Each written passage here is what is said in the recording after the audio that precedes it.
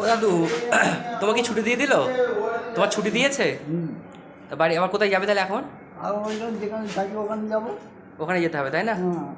স্টেশনে তাই তো? এগুলো নিয়েছে নাকি? হ্যাঁ হ্যাঁ, সব নিয়েছি, থালা গ্লাস সব নিয়েছি। এখন কেমন লাগছে শরীর? এখন মোটামুটি ভালো লাগছে, কিন্তু কাশিটা কমছিল। ডাক্তারকে বলেছি, কাশি কথা বলেছো? ডাক্তারকে বলেছি, ডাক্তারবাবু বললো ওইটা নিতে হবে, হুম, ওটা নিলে আস্তে আস্তে কমে। তাই?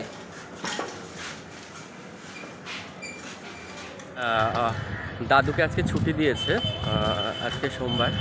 তো আমি একটু ব্যস্ত ছিলাম, আসলাম। তো জানেন তো, ছুটি হলে আর উনি যেহেতু চলতে পারে না, ভীষণ সমস্যা। এটা আমার একার পক্ষে যে কতটা কষ্ট হচ্ছে সেটা একমাত্র আমিই জানি। যদি এমন কেউ ব্যক্তি থাকতো আমার পাশে যে আমাকে একটু হেল্প করতো, আর্থিক দিয়ে নেয়, আমাকে একটু কাজের দিক থেকে হেল্প করলে আমার খুব উপকার হতো, কিন্তু সেটা পেলাম না কারোর কাছ থেকে। এটা আমার বড় আক্ষেপ যে এতগুলো মানুষ আছে কিন্তু একটা মানুষকে পেলাম না যে দাদুর এই অসময়ে যে একটু দাদুর পাশে এসে দাঁড়াবে। এটা আমার খুব খারাপ লাগলো। হ্যাঁ, এখানকার হসপিটাল কর্মীরা আমাকে অনেক হেল্প করেছে, কিন্তু কোনো একটা মানুষ আমাকে একটু যদি বলতো কোনো রকম সমস্যা হচ্ছে কিনা, কিন্তু সেটা কেউ বললো না। যাই হোক, যাক, আমি সেই সমস্যা থেকে উদ্ধার হয়ে গেছি একরকম, যেহেতু দাদু ছুটি দিয়ে দিয়েছে। কিছু মেডিসিন লিখে দিয়ে দিয়েছে, সেগুলো আর এখান থেকে কিছু পাবো, তো সেটার জন্য এখন যাচ্ছি, ওটা ওখান থেকে নেব। হ্যাঁ, আর একটা সমস্যা হচ্ছে, যেহেতু দাদু তো একদম চলতে পারে না, মানে পায়ে তো একদম ভীষণ সমস্যা, সেই ক্ষেত্রে তো উনি ছুটি দিলে উনি একা হেঁটে আসতে পারবে না, আমাকে নাই হুইল চেয়ার নিতে হবে না ট্রেন নিতে হবে। তো এগুলো খুব সমস্যা আমার একার পক্ষে করা। এবার আমি একা কত দিকে সামলাবো? আমার অনেককে বলেছিলাম, সবাই অজুহাত কাজ, কী করা যাবে, যেহেতু আমি অ্যাডমিশন করেছিলাম, আমার একটা দায়িত্ব যে দাদুকে এখান থেকে আমাকেই নিয়ে যেতে হবে। যাই হোক, দেখি এখন এখানে ওষুধের তো লাইন আছে, যদি এখান থেকে কিছু ওষুধ পাই তো খুব ভালো হয়। এইটা এখান থেকে পেলাম, শুধু একটা মাত্র ওষুধ আমি পেয়েছি, আর বাকিগুলো আমাকে লিখে দিয়েছে।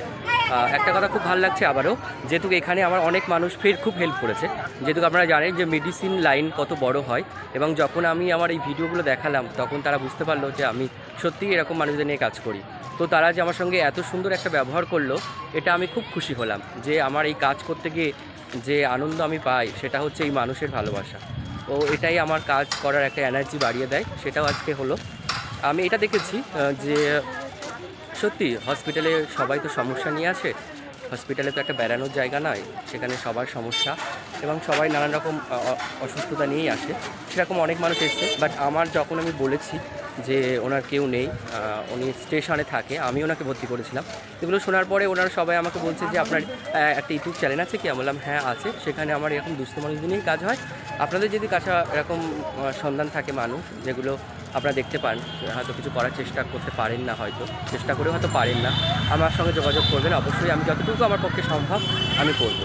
তো আমি এখন যাচ্ছি, যেহেতু ওনাকে টোটো নিতে হবে একটা, উনি তো হাঁটতে চলতে পারে না, তো সেই জন্য আমি টোটো স্ট্যান্ডে যাচ্ছি, একটা টোটো নিতে হবে।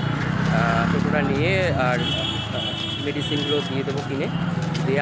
আমার একটা সমস্যা হচ্ছে, আমি আজকে ভীষণ একটা সমস্যার মধ্যে পড়েছি, সেটা হচ্ছে আমার এক নিকট আত্মীয় মারা গেছে, তো সেখানে আমাকে যেতে হবে, সেই জন্য আমি খুব ব্যস্ততার মধ্যে রয়েছি। তো যাই হোক, তার মধ্যেও আমার এই দায়িত্বটা আমি পালন করতে পারছি, এটা আমার খুব ভালো লাগছে।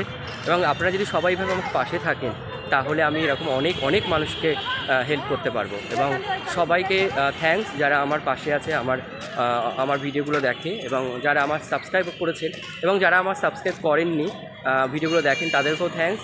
এইভাবে পাশে থাকবেন, তাহলেই কিন্তু আমার পক্ষে আরও কাজ করার ইচ্ছা বাড়বে। তো আর যারা এখনও আমার চ্যানেলটাকে সাবস্ক্রাইব করেননি, তারা অবশ্যই আমার চ্যানেলটাকে সাবস্ক্রাইব করবেন, আমার পাশে এইভাবে থাকবেন, তাহলে আমিও এরকম অজস্র মানুষের পাশে থাকতে পারবো। Thank you so much.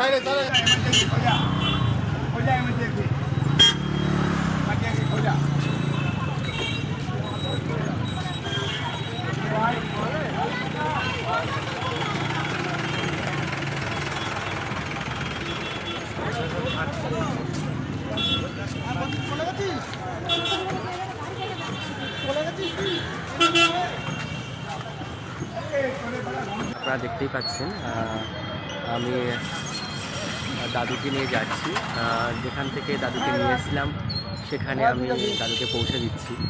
এর বেশি আর কিছু করতে পারলাম না, তার জন্য দুঃখিত। আমার নিজেরও খুব খারাপ লাগছে যে ওনার কিছু বলবো বুঝতে পারছি না। উনি অনেকটা ভালো আছে, এটা আমার খুব ভালো লাগছে। আর ডক্টরবাবু বলেছে যে ওনাকে মাঝে মাঝে আউট করে চেকআপে আসতে হবে। হ্যাঁ, আমি বললাম ঠিক আছে।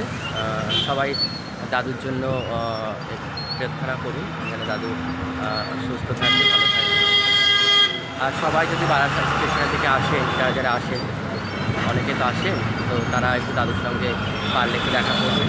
দাদুকে যতটুকু সম্ভব আপনারা পাশে থাকার চেষ্টা করবেন। হ্যাঁ, মানুষটা খুবই অসহায়। সবাই ভালো থাকবেন। আমি এখন দাদুকে ওখানে নিয়ে যাওয়ার জন্য যাচ্ছি। ও দাদু, এই লুঙ্গিটা তুমি নেবে, ঠিক আছে? এটা আমার মা পাঠিয়েছে। এই লুঙ্গিটা তুমি পরবে, হ্যাঁ? ওই পরে এটা পরে নিও। হ্যাঁ হ্যাঁ, ওষুধ দিয়েছে, আমি দিয়ে দিয়েছি। মাঝে মাঝে এসে দেখে দেবো, সবাই খেয়াল রাখবে, ঠিক আছে?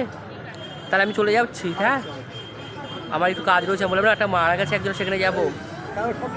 হ্যাঁ হ্যাঁ, আসি তাহলে, আবার দেখা হবে হয়তো আমি বিকেলে বা কালকে আসবো সকালে। হ্যাঁ, চলে যাচ্ছি।